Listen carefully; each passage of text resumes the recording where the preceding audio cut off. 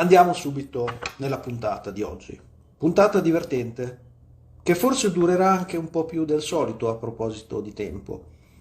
Però iniziamo subito. Qui la mia solita assistente Cipollina. Di cosa parliamo questa sera? Faremo una sorta di lettura tarologica dei Simpson. Abbinamenti tra i personaggi dei tarocchi e i personaggi dei Simpson. Non so se si è già vista questa cosa, può essere, non lo so, però io la faccio a mio modo. Perché sapete, a me piace sempre provare a decodificare i sogni e con lo stesso principio, con lo stesso metodo, provare ad approcciare anche le fiabe, i film, canzoni e via dicendo. Insomma, secondo me una palestra, un esercizio utile sempre per tenere collegamenti vivi tra gli arcani maggiori, cioè questi sono dei personaggi creati nel Medioevo, forse chissà anche molto prima, però è sempre bello attualizzarli e farli respirare i tempi, tra virgolette, moderni. Tutto è nato perché avevo fatto un sogno dove si parlava di un bancone e avevo fatto un post, se vi va andatevelo a vedere, però l'ho associato con un lavoro, diciamo, oniro-tarologico al personaggio di Bo dei Simpson. Premessa: questa puntata è rivolta a chi guarda i Simpson, chi li conosce, o c'è anche qualcuno che può dire che gli fa schifo i Simpson, che non sa di cosa si parli, però parliamo anche di tarocchi, quindi tarocchi e Simpson. Oh, ciao Paola, ben trovata anche te. E resterà tutto registrato, quindi eccetera, eccetera. Allora, avendo fatto questo abbinamento col sogno, ma non parlo di quello oggi, a Bo dei Simpson, Bo Sislak, personaggio graditissimo, personaggio che mi piace un sacco e che mette in luce delle mie ombre. Mette in luce delle mie ombre, pensa che bella espressione. E allora ho detto, perché non fare un approfondimento proprio sul mondo dei Simpson e i tarocchi? Altra premessa, io i Simpson li adoro. Sarà che li guardo fin da quando facevo l'università, cioè a quell'ora alle 2 di pomeriggio è proprio quell'ora ideale che tu hai finito di mangiare, ti metti un attimo in relax e magari ti addormenti anche, però è un orario perfetto secondo me. Tra l'altro credo che vadano in onda da 30 anni, credo, no, 30 anni no, forse 20 anni alla stessa ora, sempre alla stessa ora, quindi io me li guardo e li adoro. E peraltro detesto ad esempio i Griffin. Ora non litighiamo, non mi togliete il follow perché io vi dico che i Griffin mi fanno veramente schifo. Perché? I Griffin, a parte che sono una scopiazzatura immonda, proprio spudorata dei Simpson, secondo me hanno una tale piattezza, sia nelle trame che nei personaggi. Mentre, ecco, però ci pensavo, a parte questa antipatia o simpatia a pelle che uno può avere verso le due serie, però mi chiedo, ma perché, cos'è che manca ai Griffin rispetto ai Simpson? Oltre alla piattezza dei personaggi dei Griffin, che sono ridanciani, brutti, cioè è un tipo di risata, se volete, oh, bello anche quello, di quei film cacciaroni anni 70, che tra l'altro adoro in realtà, cioè Lino Banfi in confronto ai Griffin è tutto un altro mondo, nel senso buono, però è una serie puramente ridanciana, brutta, squallida, ecco, viene fuori solo il peggio dell'umanità, non che nei Simpson non venga fuori, però il fatto che i Simpson hanno una tale profondità, ma quello che, ripeto, mi ha colpito di più e che sintetizzerei così, è che i Simpson hanno una coralità che i Griffin non hanno. Cioè, se voi guardate i Griffin, le puntate sono incentrate sempre su quel, direi ciccione, ma dopo si fa il body shaving, no? Il Griffin, nome di Peter Griffin, ok? Cioè le puntate sono tutte incentrate su di lui e uno dice ok, di là c'è Homer, sì, ma i Simpson hanno una coralità incredibile, in che senso? Che tutti i personaggi dei Simpson in qualunque puntata prendono parte alla trasmissione e in modo integrato con gli altri personaggi, cioè non è che c'è ci sono ogni tanto quelle puntate monografiche, no? Monolitiche solo su Homer o su Bart e via dicendo, però c'è una coralità, un tale lavoro corale nei Simpson che nei Griffin non c'è. Cioè i figli di Griffin, che ruolo hanno? Nessuno, fanno solo una gag ogni tanto, giusto per farli vedere, però di fatto, ecco, manca la coralità, però non entriamo troppo in questa in questo bla bla. Andiamo subito a vedere questa analisi tarologica dei Simpson, perché faremo anche qualche gioco. Anche Homer è un gran ciccione e anche Homer è stato scoppiazzato incredibilmente da Peter Griffin, cioè non ha veramente nulla da aggiungere rispetto ai, ai Simpson, se non in negativo. Iniziamo però a fare questa analisi tarologica dei Simpson. Saluto anche Sol D'Agostino, Gaia, chiaramente è lei che diceva con riferimento a Homer, saluto anche Gaia. Iniziamo subito, così come se approcciassimo un sogno. Allora, la prima cosa che noi osserviamo quando sono i Simpson c'è la sigla. La sigla ha una sua peculiarità. Non parlo della sigla, del motivetto, no? Ha una sua storia anche quello quel motivetto, ma io dico la prima cosa che voi guardate quando ci sono i Simpson e che sentite è un accordo particolare, ma io siccome stasera sono particolarmente tecnologico ve l'ho preparato. Sentite un po', questa è la prima cosa che voi sentite quando ci sono i Simpson. Sentite bene, ditemi se si sente o no.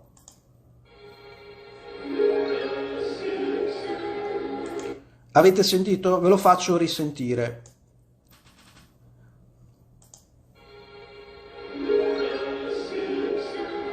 Ecco, avete sentito, si è sentito questo accordo di maggiore. Tecnicamente è un accordo di una scala maggiore, no? Un accordo pienissimo, pieno di note, c'è l'arpa addirittura.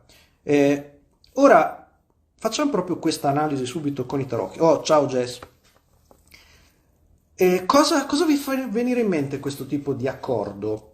Lo ritrovate in realtà moltissimo nel mondo del marketing, ad esempio, della pubblicità. Questo tipo di accordo lo rifaccio sentire per la terza volta perché 3 è sempre il numero magico. Ecco, questo accordo maggiore lo trovate spesso nel marketing quando, ad esempio, c'è lo svelamento del prodotto. Non so, faccio recentemente, c'è la pubblicità della Linkem, che è questo operatore di connettività internet, che quando il protagonista dello spot apre il pacco sente in sottofondo un accordo di questo tipo. Quindi questo accordo corale, per riparlare sempre di coralità, ma soprattutto ha una peculiarità, ricorda un accordo angelico. Infatti c'è chi definisce questo tipo di accordo paradisiaco, accordo heavenly, chiamatelo come volete, però è un accordo in effetti da paradiso, da cori angelici, no?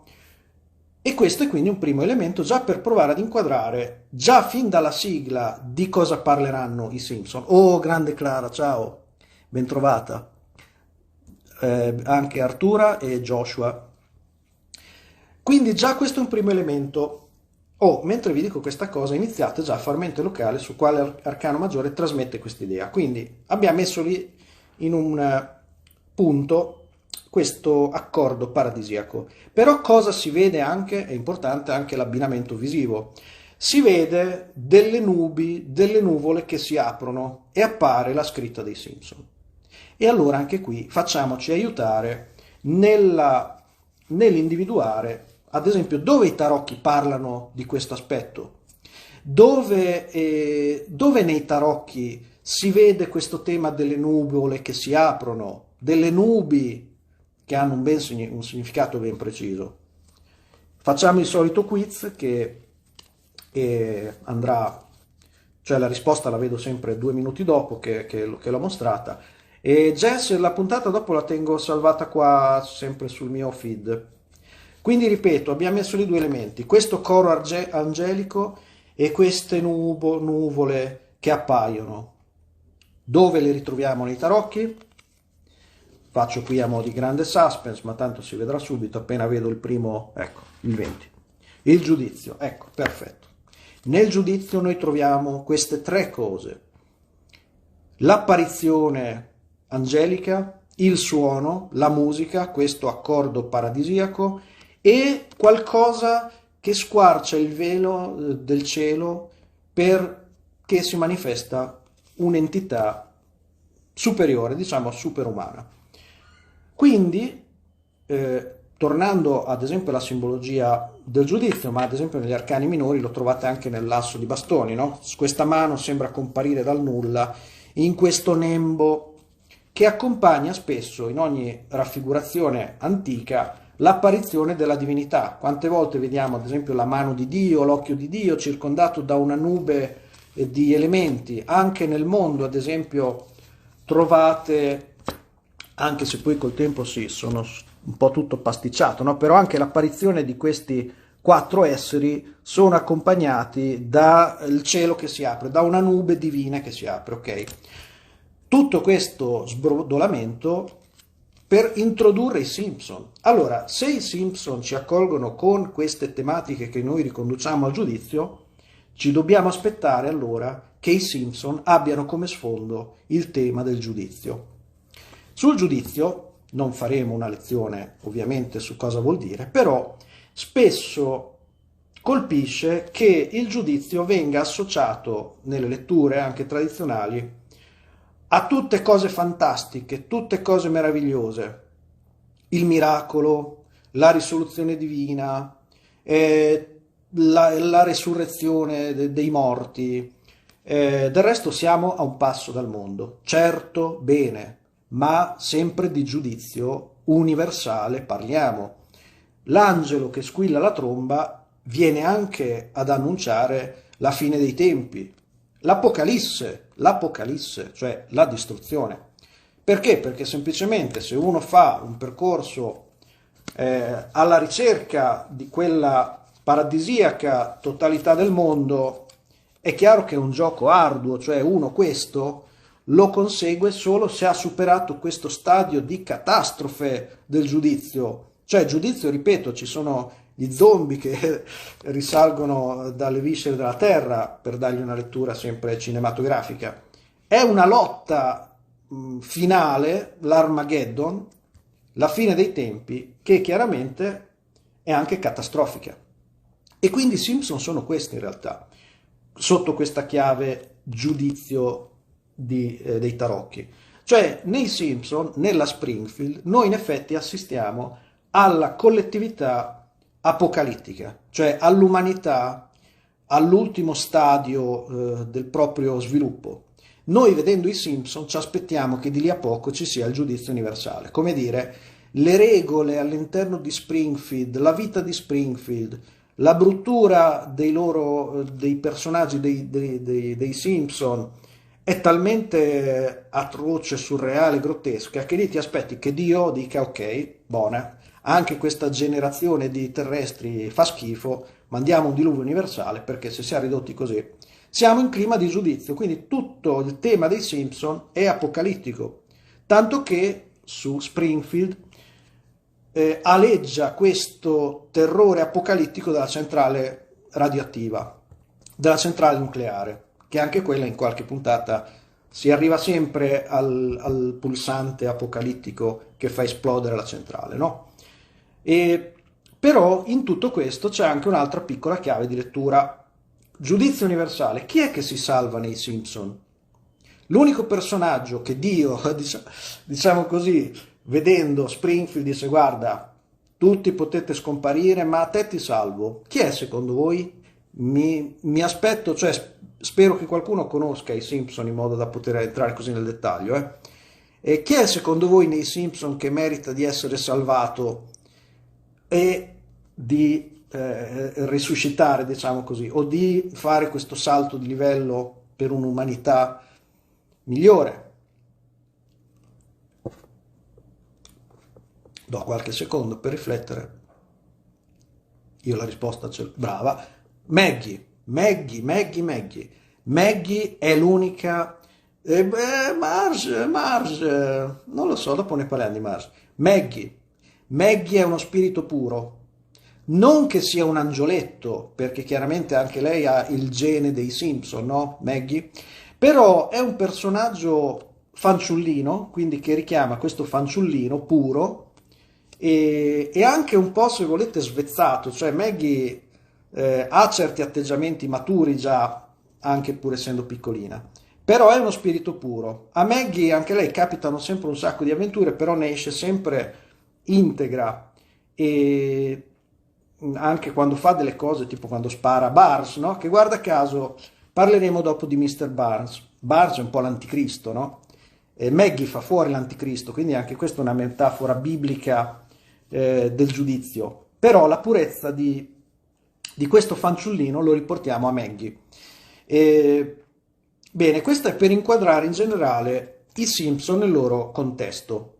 Però andiamo a vedere un po' più in dettaglio. Io avevo pensato di fare mezz'oretta, ma secondo me forse la spezzerò anche la prossima volta, farò una seconda parte rivolta a quella, perché oggi volevo parlarvi di tutti, di Homer, di Marge, di Maggie ne abbiamo già parlato, di Bart e dei Simpson.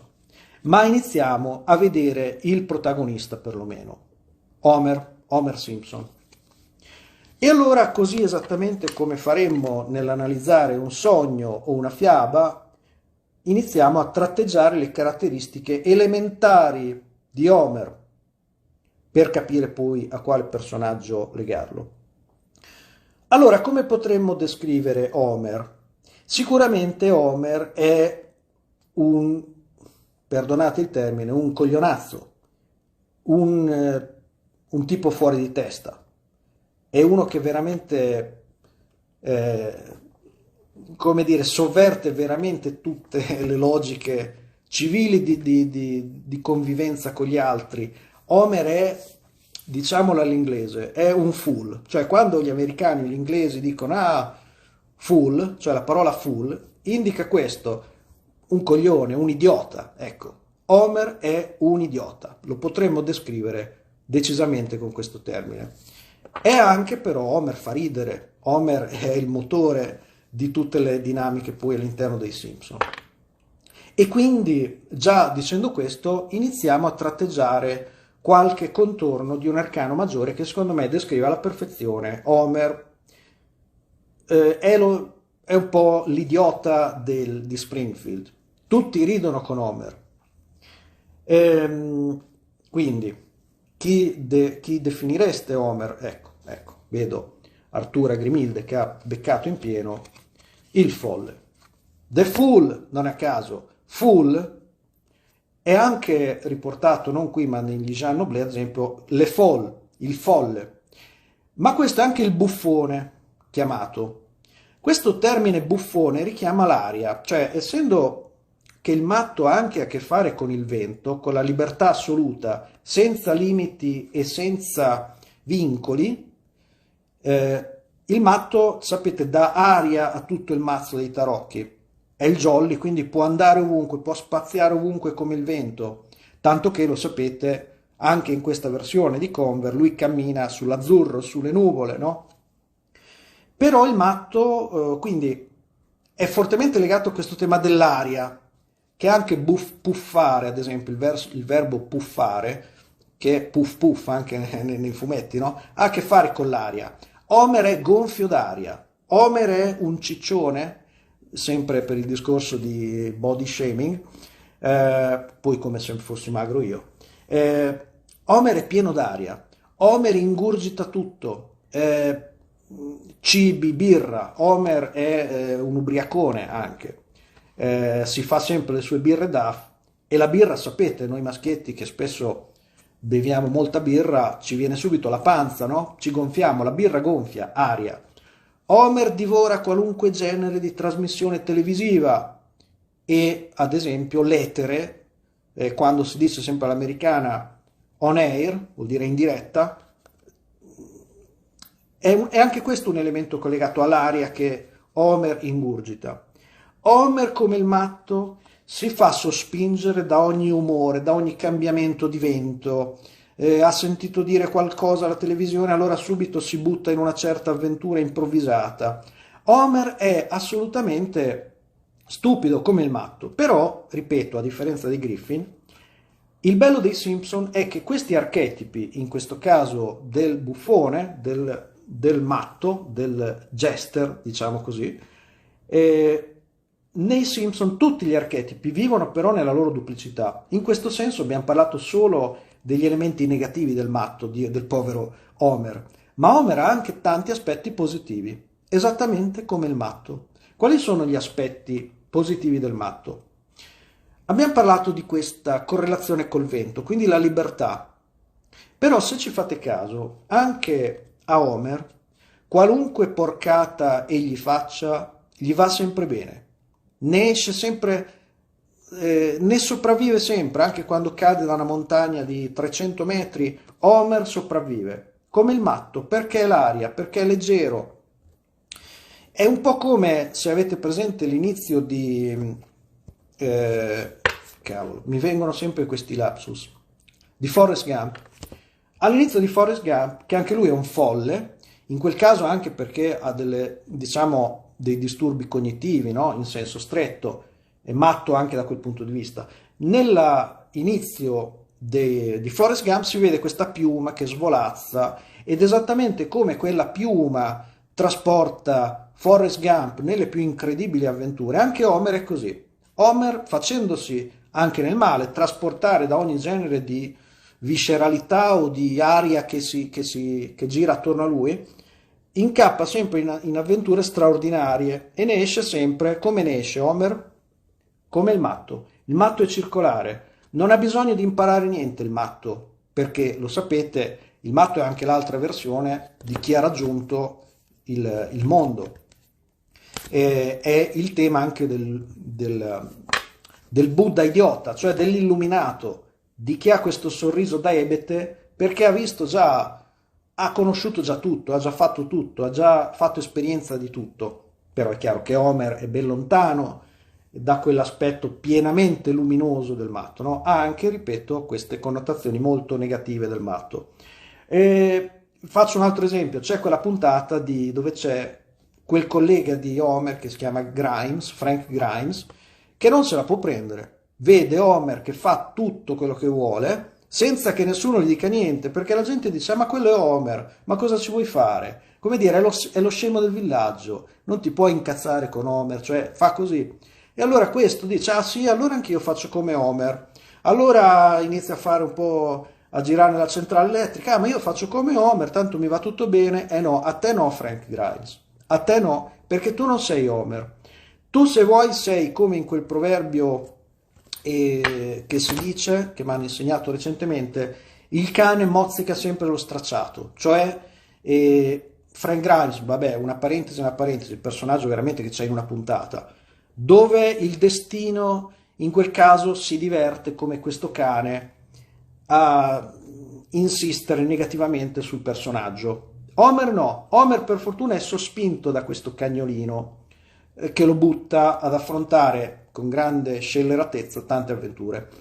E, tra l'altro, sempre il tema cane, che io in ambito onirico riporto agli istinti di base, Homer è così, Homer è mosso puramente dai suoi istinti di base: mangiare, bere, riprodursi o comunque fare l'amore con Marge, andare a vedere la partita con gli amici, ma stare principalmente da boh. Cioè Homer è proprio un personaggio basilare, basico, come il matto. Lui è fuso in tutt'uno con questo suo cagnolino istintuale che lo spinge avanti, o al limite che lo tiene sempre nella sua follia. E questo era, volevo anche dire un'altra cosa su questo aspetto del matto. Ok, ecco, anche questo tema della circolarità, che tra l'altro ritroviamo nel giudizio, perché il giudizio non è altro che un grado zero, anche lui. Lo zero significa anche il cerchio, il tornare sempre al posto iniziale. Ecco, Homer mi ha fatto venire in mente anche questa logica del matto, perché dicevo che alla fine Homer non impara mai niente e gira sempre attorno, in tondo, non ha alcuno sviluppo cerebrale, spirituale, mai, è sempre uguale a se stesso. E questo fa parte, di nuovo, di quella ingenuità che spesso rende i personaggi, ad esempio delle fiabe, i vincitori effettivi della fiaba. Cioè, in molte fiabe trovate questo stupidotto, a inizio favola, quello che magari viene deriso dalla collettività, dai suoi fratelli che sono molto più intelligenti, no? Però guarda caso è proprio quello stupidotto che alla fine riporta a casa il tesoro, sposa la principessa, eccetera, proprio perché è fuso col vento, cioè è fuso con il suo essere puro e uguale sempre a se stesso, nella sua componente anche canina e istintuale. Quindi Homer è immortale per quello. Homer, perché è già morto, forse è morto 1000 volte, ma trova sempre attraverso questo circolo la possibilità di tornare indietro. E il tempo sta sfuggendo, però volevo dire un'ultima cosa. Allora, a questo punto la prossima volta parlerò degli altri familiari di Marge, di Homer. Bart chiaramente che è l'altro coprotagonista. Però, tornando sempre per tratteggiare le caratteristiche strutturali di Springfield, c'è un altro grande personaggio che aleggia nell'ombra ed è Mr. Barnes. Parliamo di Mr. Barnes e poi chiudiamo perché io devo andare a mangiare. Io sono come Homer alla fine. Mi piace per quello i Simpson, perché alla fine io sono come Homer. Io devo mangiare, devo cazzeggiare, insomma. Lo zero è anche il tempo, l'orologio che ti blinda, no? Con le sue lancette. Avevo fatto un post anche su questo. Ecco, Mr. Barnes, vediamo gli elementi caratteristici di Mr. Barnes. Secondo me, essendo un personaggio piuttosto controverso, lo anticipavamo all'inizio, è il grande male. Barnes è il male incarnato, è l'anticristo. E a questo punto, dicendovi questo, forse avrete individuato che Barnes è il diavolo. Tutta Springfield è di fatto in mano a Barnes. Barnes spesso viene visto come in quelle idee quando Barnes morirà, quando avrà 300 anni e va all'inferno e Satana lo accoglie. Uè, Mr. Barnes, cioè, come dire, Barnes anche nelle puntate è familiare col diavolo, è di casa all'inferno, è di fatto lui un diavolo, no? Che tiene schiavizzata tutta Springfield. Però non è sufficiente, secondo me. C'è un altro aspetto interessante di Mr. Barnes che è connesso a quello che dicevo all'inizio. Cioè, chi è Mr. Barnes in effetti? È il proprietario di questa centrale elettrica, no, che è elettrica, nucleare, una centrale nucleare. E allora, sempre andando con grande spirito elementare, a vedere che cosa fa una fabbrica nucleare, no? Come la descriveremo a un bambino. La fabbrica nucleare crea energia a partire dalla materia. Di fatto in una centrale nucleare tu prendi la particella della materia, che è l'atomo, e la sfrutti, no? Quindi questo mi porta a dire che sì, c'è questo aspetto diabolico di Mr. Barnes, ma c'è anche un altro aspetto molto connesso proprio a colui che, come un demiurgo, controlla la materia. Barnes ha il segreto per dominare la materia e per costruirci di fatto il suo regno terrestre. Detto questo, vediamo se avete individuato anche un altro personaggio dei tarocchi che potremmo, oltre al diavolo, associare a Mr. Barnes.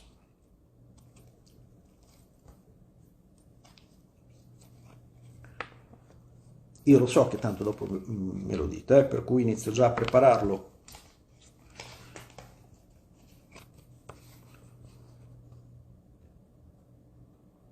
Vabbè, dai, l'imperatore. Questo aspetto di governo della materia, in quanto titolare della centrale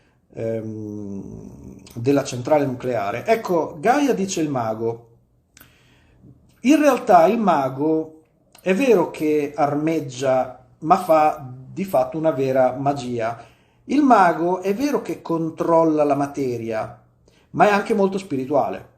Cioè il mago fa un'operazione di fatto magica. Cosa vuol dire? Che non si affida solo alla materia, ma si affida anche al modo in cui la magia, l'intuito, chiamatelo come volete, lo fonde con la materia. Cioè il bagatto è più, se volete, mago proprio perché sa giocare con la materia, ma in base a una magia vera e propria, un'opera, se volete, anche intuitiva, se vogliamo restare più sulla metafora dei tipi psicologici. Invece, come dice la grandissima Clara, ecco, controlla gli elementi, ma in quel caso controlla solo, diciamo così, il denaro, che è anche simile alla particella o all'atomo, è la componente denaro. L'imperatore di fatto controlla la componente denaro.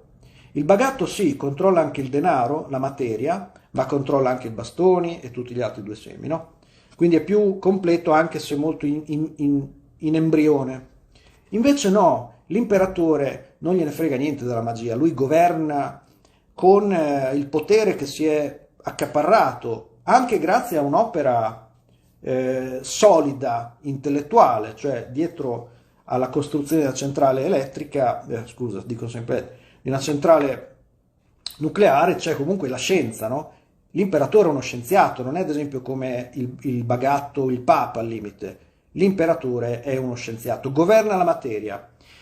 E tra l'altro, dicevo, se vedessimo i Simpson come una fiaba, c'è anche qui questo archetipo che torna sempre. Il tema del vecchio re, del re stanco, del re malaticcio, del re che non prolifica, che non è più fruttifero, tanto che nella storia ancestrale, no, si diceva che a un certo punto questi re che dovevano incarnare in qualche modo anche il rapporto con la materia, con la fecondità, con, ripeto, con la fertilità anche della società che governi, no? Quando a quel punto il re è vecchio, è sterile e non può più procreare o far sì che la materia prosperi, veniva fatto fuori, veniva sostituito. A Springfield no, a Springfield c'è sempre Barnes che governa eternamente. E infatti cosa succede? Che Springfield è una città sterile non dal punto di vista di filiazione, ma è una città proprio povera, è una città avvelenata Springfield, è una città radioattiva, cioè sapete anche nel fiume, no? Adesso non mi ricordo come si chiama, però anche nel fiume di Springfield circola il veleno, circola la materia corrotta che deriva da Barnes in quanto brutta fusione tra il diavolo e l'imperatore. Lui governa la materia, ma il governare l'atomo è anche la disgregazione, no? Adesso non so bene il processo, però l'energia che deriva dal controllo dell'energia atomica è la disgregazione anche, l'atomo che viene separato o rimesso assieme, non mi ricordo, però credo sia più un concetto di atomo che viene spezzato. E infatti Springfield è una città disgregata, una città dove ognuno vive nel suo piccolo mondo, con rapporti malaticci e radioattivi con gli altri, e tra l'altro vicino al 15, sapete, c'è sempre che aleggia il disastro nucleare della centrale elettrica, che prima o poi arriverà, uno immagina, in una tale scalcinata società. E infatti dietro il 15 c'è l'eccesso della materia disgregata, l'atomo si distrugge, fusione nucleare, il nocciolo che brucia e Springfield con tutti i suoi abitanti che vengono rasati a zero. E ecco, avrei voluto parlare anche degli altri, ma visto il tempo direi di farlo la prossima volta. Allora, io spero che questa puntata vi sia piaciuta, anche se magari non vi piacciono i Simpson o se preferite i Griffin. Però ecco, sui Griffin non la farò mai una diretta perché non c'è niente da dire. Ecco, i Griffin te lo riassumo tutto quanto così, col diavolo, con ste porcate qua, ma poca roba, non mi piace.